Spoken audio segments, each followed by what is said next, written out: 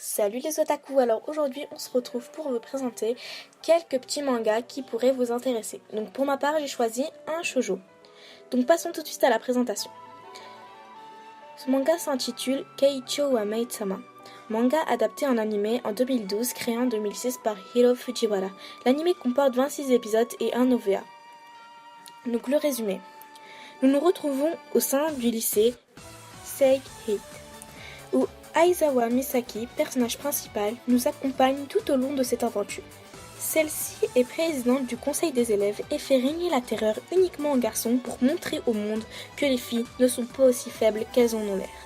Mais son quotidien va être chamboulé par un certain Usui Takumi. Donc je vous laisse sur votre petite fin et on se retrouve bientôt.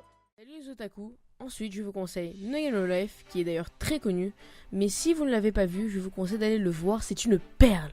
No Game No Life, qu'est-ce que c'est? C'est un light novel adapté en animé avec de l'aventure, beaucoup d'humour, du fantastique, et tout dans un monde fantasy, avec une touche légère d'ecchi, modérée bien sûr. L'animé comporte 12 épisodes ainsi que 6 OAV, un bref résumé de l'histoire.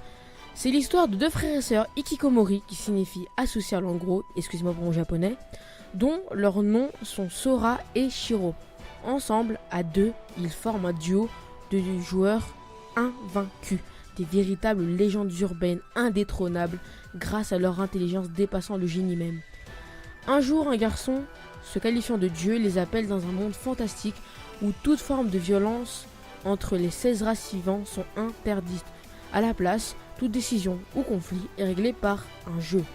Les deux adolescents y sont donc appelés car ils pourraient bien être les sauveurs de l'humanité de la race Humanity, qui sont d'ailleurs la race humaine dans l'animé. Vont-ils y arriver? Je vous laisse le découvrir par vous-même. Ensuite, après No Game No Life, je vous conseille donc Data Live, qui est pour moi un must à voir. Franchement, j'aime bien, mais certains d'entre vous n'aimeront sûrement pas. Mais je vous conseille au moins d'aller voir quelques épisodes. Sans plus tarder, passons en détail. Data Life comporte 2 saisons de 12 épisodes avec 2 OAV et un film.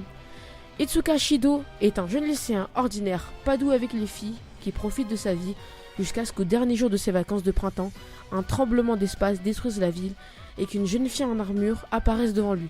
Pris par un violent choc, notre héros se retrouve inconscient lors de son réveil. Il se retrouve dans un vaisseau où sa belle-sœur Kotori, qui est en réalité commandant de l'organisation militaire Ratatosk, lui apprend que la fille en question est un esprit qui déstabilise l'espace-temps. Et que la seule manière d'arrêter cette menace est que cet esprit rencontre l'amour.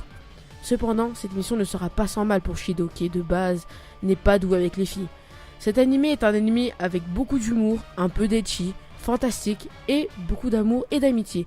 Je conseille cet animé si vous ne l'avez pas vu, en espérant que l'un des animés que je vous ai conseillé et cité va vous plaire. Sur ce, je vous laisse à bientôt. N'hésitez pas à vous abonner à la chaîne et ciao tout le monde.